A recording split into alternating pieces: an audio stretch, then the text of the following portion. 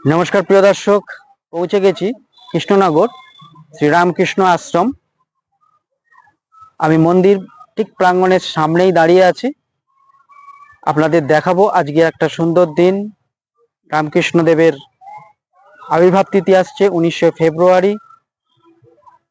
তা সেই আবির্ভাব তিথিতে আপনাদের এই রামকৃষ্ণ আশ্রমের একটা প্রতিবেদন, যদিও আরেকটা প্রতিবেদনও আমি এনেছি, যেটা ইছাপুরের আনন্দমঠ। আজকে কৃষ্ণনগরে এই রামকৃষ্ণ আশ্রমটি দেখাবো। এটাও সুন্দর একটি স্থান, ছাত্রাবাস আছে, আর এখানে হচ্ছে মূল মন্দির। আর এটা হচ্ছে খুব সুন্দর একটি ফুলের বাগান রয়েছে সামনে চারিদিকে, আর এদিকটা পুরোপুরি খোলা জায়গা। ওইখান দিয়ে আমি ঢুকে এলাম, ঢুকে এসে দেখাবো আপনাদের। আর এই পাশটায় পিছন দিকটায় রয়েছে যেমন ছাত্রাবাস একটা বিল্ডিং। এটি অনেক দিন ধরেই এই আশ্রম পরিচালিত হচ্ছে। এখানে দাতব্য চিকিৎসালয় যেমন আছে, ছাত্রাবাস রয়েছে, পুস্তক কক্ষ রয়েছে। অনেক ভক্ত আসেন এখানে, মিলিত হন, শ্রীরামকৃষ্ণের সেবায় তারা আত্মনিয়োগ করেন। তা আজকের দিনটা খুব সুন্দর একটা দিন। চলুন আমার এই ভিডিওর মাধ্যমে আজকে এই কৃষ্ণনগর রামকৃষ্ণ আশ্রমটি একটু দর্শন করি। ভালো থাকবেন, সুস্থ থাকুন।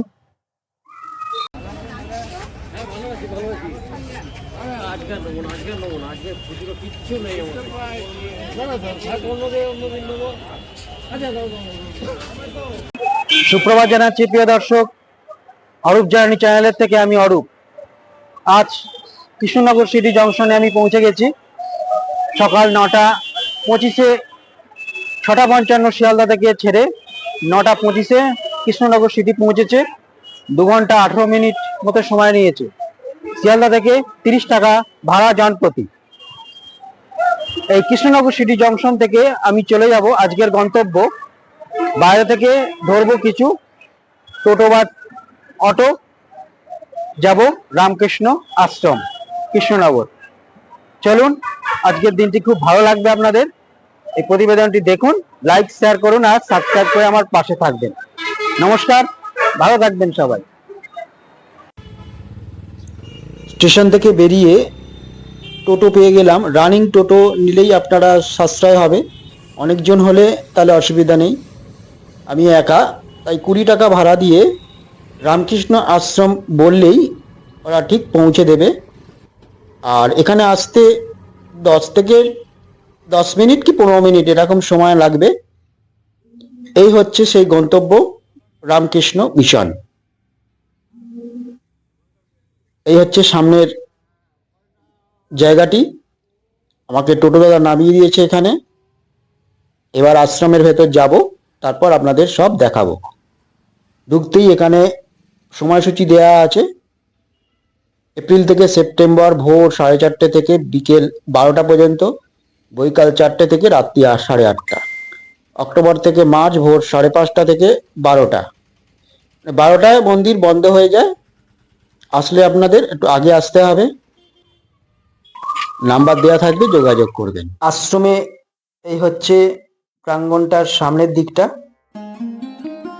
আর ঢুকেই ডান দিকটা পড়বে যেমন এখানকার দাতব্য চিকিৎসালয়ের কাউন্টারগুলো, চ্যারিটেবল ডিসপেন্সারি। দেখুন ঢুকিয়ে গিয়ে আপনাদের দেখাচ্ছি। এখানে হচ্ছে টিকিট কাউন্টার,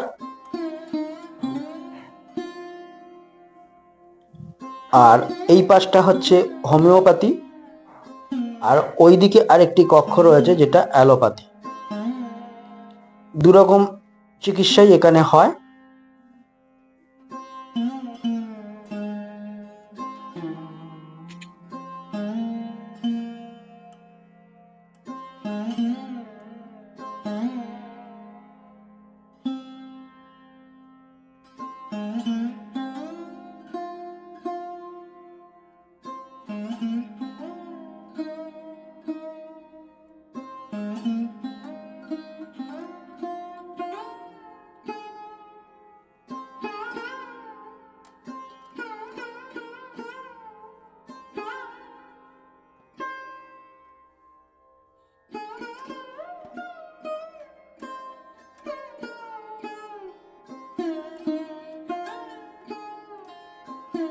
ঢুকেই সামনে এখানে জুতো রাখার স্থান, আর এই হচ্ছে মন্দিরের প্রাঙ্গণ। আর এখানটা সুন্দর একটি বাগান রয়েছে। প্রিয় দর্শক, শ্রী শ্রী পরমহংসদেব রামকৃষ্ণদেবের 191তম যে জন্ম আবির্ভাব তিথি আসছেন 19 ফেব্রুয়ারি 2026। আসুন আপনাদের একটা খুব সুন্দর জিনিস দেখাই। এখানে কিছু গাছ রয়েছে, গাছগুলো এমনভাবে যত্ন করে ছাঁটা হয়েছে, এক একটা ডিজাইন তুলে ধরা হয়েছে। আপনাদের দেখাচ্ছি।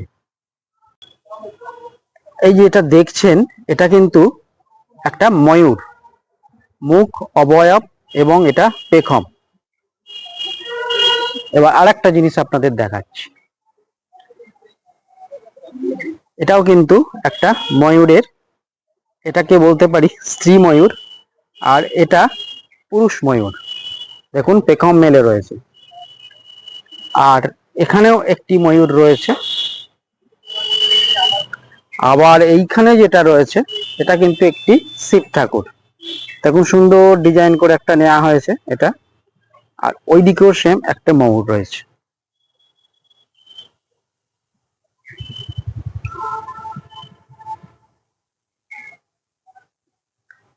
সুন্দর বলুন, মানে এরকম জিনিস কিন্তু সব জায়গায় পাওয়া যায় না। এটাও দেখুন একটা সুন্দর একটা ময়ূর।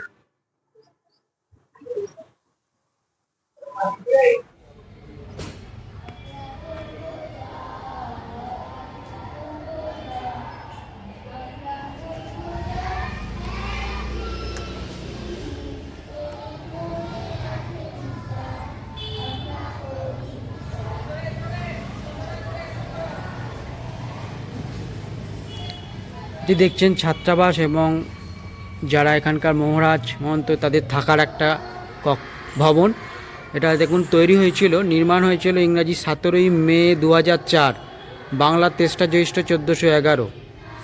বেলুড় মঠ দ্বারা এটি পরিচালিত হচ্ছে, বিশুদ্ধানন্দ ভবন।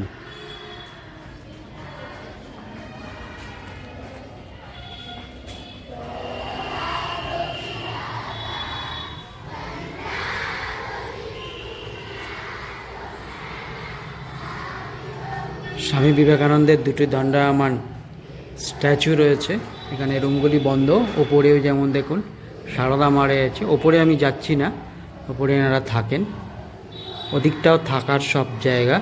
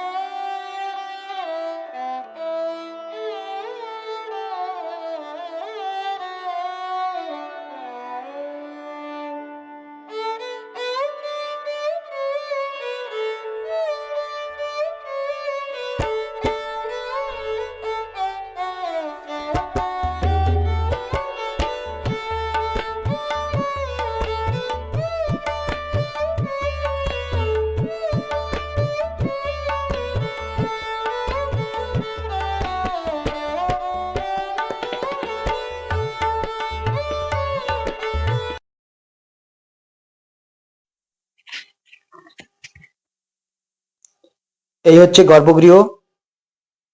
খুব শান্ত একটা পরিবেশ। এখানে এসে ভক্তরা তাদের নিজের নিজের প্রণাম সেরে যান। মাঝখানে রয়েছে রামকৃষ্ণদেব, আর ডান পাশে রয়েছে সারদা মা, বাঁ পাশে রয়েছে স্বামীজি। আর এক পাশে রয়েছে যেটা রাম সীতার একটি ফটো রয়েছে।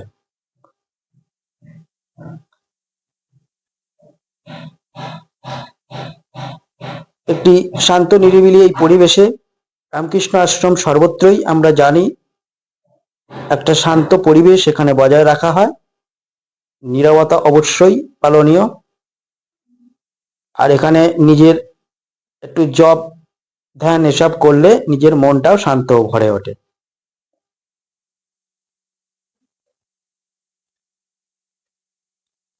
আর এক পাশে যেমন রয়েছে এখানে দেখুন, আপনাদের দেখাচ্ছি,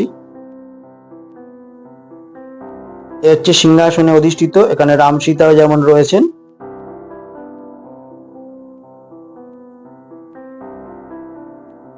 ফটো ফ্রেমে এরা পূজিত হচ্ছেন।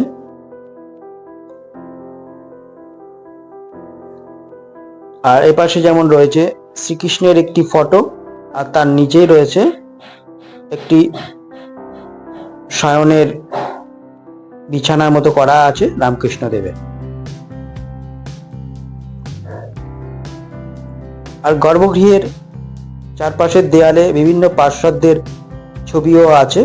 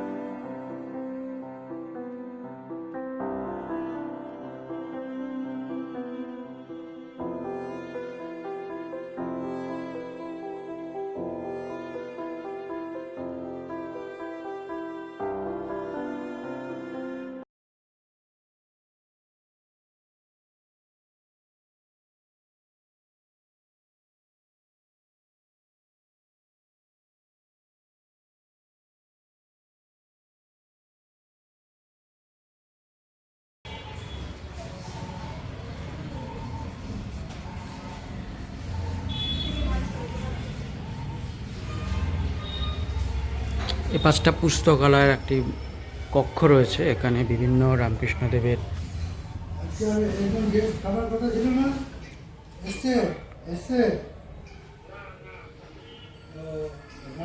বলা হলো না, মাছ কপি জানতে জানে যাক।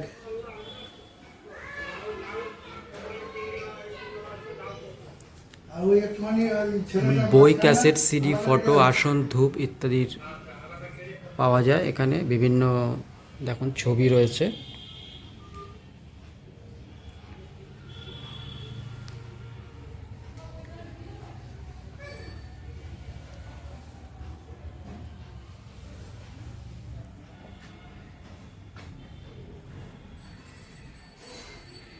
নমস্কার, এখানে ফটো, কিছু বই, ক্যাসেট, সিডি সব পাওয়া যায়, তাই তো? এমনি বইগুলো কীরকম মূল্য আছে? বইটা আলাদা আলাদা দাম আছে। আলাদা আলাদা দাম আছে। ক্যাসেট কিছু পাওয়া যায়? সেই ক্যাসেট এখন তো নেই। ক্যাসেট, সিডি এগুলো তো এখন আর চলে না। বই, ফটো এগুলোই সংগ্রহ করতে পারে। মানে বিভিন্ন বই আছে দেখুন।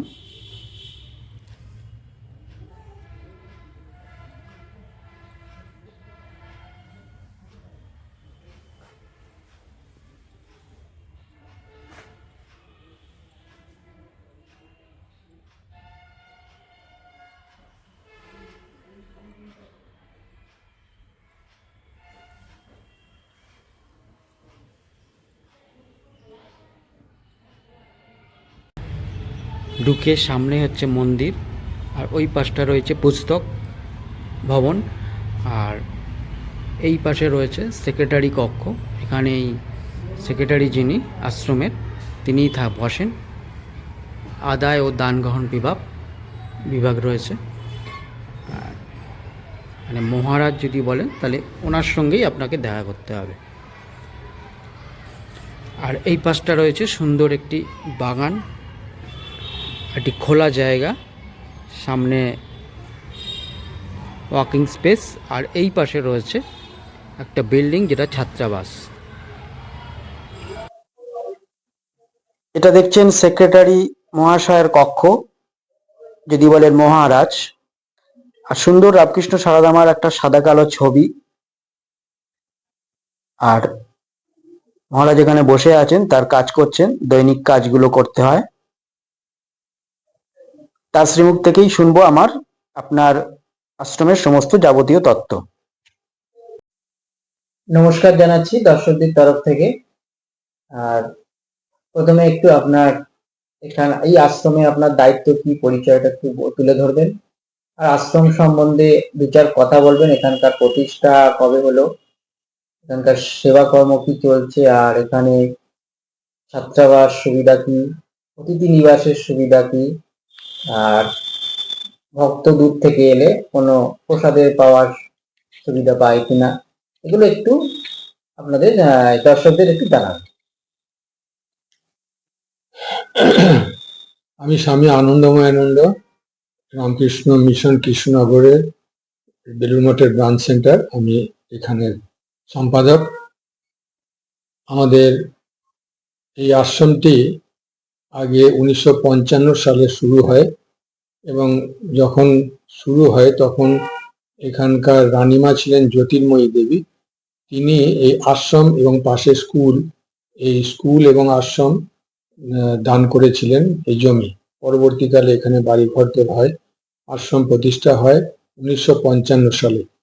আর স্কুলেরও কমিটি সব এখান থেকে চালানো হতো, স্কুল ও আশ্রমই চালাতো। কিন্তু পরবর্তীকালে 1984-85 সাল নাগাদ তখনকার দিনের সরকার আশ্রম থেকে স্কুলটা তারা নিয়ে নেয়, এবং এখন সরকারি স্কুল হিসেবেই সেটা পরিচিত। এখন আর আমাদের রামকৃষ্ণ মিশনের আর তার দায়িত্ব কিছু নেই। আর এখানে স্বামী বিশুদ্ধানন্দজি মহারাজ, অষ্টম প্রেসিডেন্ট রামকৃষ্ণ মিশনের, তিনি এখানে এসে ঠাকুমার স্বামীজিকে প্রতিষ্ঠা করেছিলেন নূতন মন্দির, তাও 1956-57 সাল নাগাদ। তারপর থেকে এখানে আলাদা একটা কমিটি ছিল, কমিটি চলছিল এবং তারা চালাচ্ছিল আশ্রম। পরবর্তীকালে এই কমিটি রামকৃষ্ণ মিশন বেলুড় মঠে এটা হ্যান্ডওভার করে দেয়। তাদের 1921 সালের অক্টোবর মাস করে তারা বেলুড় মঠে দিয়ে দেন। আর আমি এসেছি 16ই নভেম্বর 1921 সাল, এবং তারপর 1 ডিসেম্বর থেকে আমি এখানকার হ্যান্ডওভার আমি করেছি। এখানে আসার পরে এখানে একটা ছোট হসপিটাল ডিসপেন্সারি একটা ছিল, তো সেই ডিসপেন্সারিটা প্রায় মৃতপ্রায় অবস্থায় ছিল, কেননা বাড়ি ঘর সবই ভাঙাচোরা। তো সেই সব সারিয়ে টারিয়ে নতুন করে তৈরি করা হয়েছে। আবার পেশেন্টরাও আসে, তারা ডাক্তাররা বসেন ভিন্ন ভিন্ন তারিখে, এখানে রোগীদের চিকিৎসা হয়। আর আগে থেকে এখানে একটি ছাত্রাবাস ছিল, সেই ছাত্রাবাস এখনো আছে, এখনো ছাত্ররা কিছু থাকে। যেহেতু এটা একটা ছোট এস্টাবলিশমেন্ট, আগে আমি যখন প্রথম আসি তখন 4 জন ছিল, তারপরে একটি ছেলে খুবই দুষ্টামি করতে বলে তাকে সরিয়ে দেওয়া হয়েছে, এখন 3 জন ছাত্র আছে। আর এখানে আমাদের 3টে ঘর আছে, 3টে ঘর আমরা গেস্ট রুম হিসেবে ব্যবহার করি। এখানে আমাদের রেজিস্টার্ড গেস্ট হাউস বলতে যা বোঝায় সেটি আমাদের এখানে নাই, কেননা ছোটই এস্টাবলিশমেন্ট, মাত্র 1.5 বিঘার মতো এখানে সম্পত্তি। আর তার মধ্যে একটি বাড়ি, আর মন্দির, অফিস, বুক স্টল নিয়ে আরেকটি বাড়ি। পরবর্তীকালে আরো টুকটাক করে কিছু বেড়েছে। এখানে প্রায় 50টি বাচ্চা সকালের 7টা থেকে 9টা পর্যন্ত এখানে পড়াশোনা করে। গ্যাপ যেটা বলা হয়, গয়াধর উদ্ভূত প্রকল্প। বাচ্চাদের এখানে টিফিন দেওয়া হয়, পড়াশোনার সব ব্যবস্থা করা হয়। তারপরে তাদের টয়লেটারি আইটেম, তাদের স্কুল ড্রেস, ছাতা, জুতা, ব্যাগ ইত্যাদি এইসব করে করে তাদের ট্রিটমেন্টের জন্য আমাদের ডিসপেন্সারিতে ডাক্তার বসেন, সেখান থেকে তারা চিকিৎসা পেয়ে থাকে। এইভাবে আমরা এখানে প্রজেক্ট চালাই, যেটি আহ, গদাধর অভ্যুদয় প্রকল্প রামকৃষ্ণ মিশন বেলুড়মঠেরই একটি প্রকল্প, যেটি আমাদের এখানে থেকে এখান থেকে হয়ে থাকে। আরেকটি হচ্ছে এনফোসিস ফাউন্ডেশন, তাদের মাধ্যম দিয়ে, বেলুড় মঠের মাধ্যম দিয়ে আমরা ওই মায়েদের বা বাচ্চাদের তাদের ট্রিটমেন্টের আমরা ব্যবস্থা করে থাকি। প্রায় 100-র উপরে মা এবং বাচ্চা, হ্যাঁ, তাদের ট্রিটমেন্টের আমরা গ্রামে গ্রামে গিয়ে ব্যবস্থা করি। তাদের ফ্রি ওষুধ দেওয়া, তাদের নিউট্রিয়াস ফুড দেওয়া, এইসব আমরা করে থাকি। এই আমাদের একটি কাজ। আর সেবা, মানুষের সেবা। আর উৎসব আদির সময় তো বিভিন্ন সময় বিভিন্ন উৎসব তো আমাদের আছেই। সেই সকল উৎসবে ভক্তরা আসে এবং অনেক দরিদ্র মানুষও আসে, তাদের সব নারায়ণ সেবা করা হয়। তারপরে এখানে শাড়ি, ধুতি, চাদর, কম্বল ইত্যাদি দুর্গাপূজার সময় বা শীতের সময় শীত বস্ত্র ইত্যাদি আমরা প্রতি বছরই এটি আমাদের প্রোগ্রাম আছে। এইভাবে আমরা গ্রামে গ্রামে ঘুরে ঘুরে আমরা ডিস্ট্রিবিউশন করি। গরিব মানুষদের যারা আছে, কষ্ট হয়, তাদের একটু সেবার জন্য আমরা গ্রামে গ্রামে গিয়ে এইসব ডিস্ট্রিবিউশন করি। ধুতি, শাড়ি, কম্বল, সোয়েটার ইত্যাদি।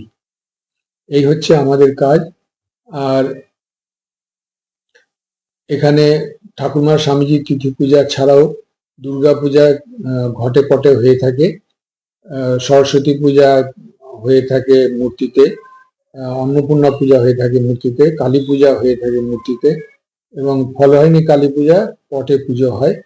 এই সবগুলো আমাদের যেমন কল্পতরু দিবস, গুরু পূর্ণিমা ইত্যাদি উৎসবও আমাদের পালন হয়ে থাকে। অনেক ভক্তরা এখানে আসেন এবং সেই সকল ভক্তরা এখানে দূর দূরান্ত থেকে আসেন। তারা প্রসাদ পান, আবার পাঠ আলোচনার মধ্যে তারা যোগদান করেন, তারপরে তারা যে যা উৎসব সমাপনান্তে সব চলে যান। এই আমাদের এই আশ্রমের, ছোট আশ্রমের এই ক্রিয়াকাণ্ড। আচ্ছা, সামনে তো 19শে ফেব্রুয়ারি ঠাকুরের তিথি পূজা আছে, হ্যাঁ সেই প্রস্তুতি চলছে। সামনে দেখেছেন বাঁশের বেড়া দেওয়া রয়েছে, এখন হ্যাঁ এগুলো ডেকোরেট করা হবে। তারপরে তো ওইটা হতে না হতেই আবার আমাদের দীক্ষার অনুষ্ঠান আছে। শ্রীমৎ স্বামী সুইতানন্দজি আসবেন 24 তারিখে, 24 ফেব্রুয়ারি। 25 এবং 26 দীক্ষা হবে। 27 তারিখে উনি এখান থেকে নবদ্বীপ চলে যাবেন। তারপরেই আপনার 25শে মার্চ অন্নপূর্ণা পূজা আছে। এখানে মূর্তিতে হ্যাঁ, হ্যাঁ। অন্নপূর্ণা পূজা হয়, মা অন্নপূর্ণা পূজা। ধন্যবাদ আপনাকে। আর এটা দেখছেন প্রসাদ কক্ষ, নিচে আছে প্রসাদ কক্ষ। 12টার পর প্রসাদ দেওয়া হয়। আর ওপরে কিছু অতিথি নিবাস আছে, তবে অতিথি নিবাস সেরকম বড় কিছু নেই, বেশি নেই, 2-3 জন 4 জনের আছে। ওপরে উঠে গেলে আর আমি যাব এইখানে প্রসাদ কক্ষে। এই হচ্ছে প্রসাদ কক্ষ, এখানে আমরা প্রসাদ গ্রহণ করব। প্রসাদে ছিল সাদা অন্ন, একটা চচ্চড়ি ছিল, থোর ছিল, লাউ ছিল চিংড়ি দিয়ে, ডাল আর মাছের তরকারি। খুব সুন্দর প্রসাদ, গ্রহণ করে খুব ভালো লাগলো, আনন্দ পেলাম।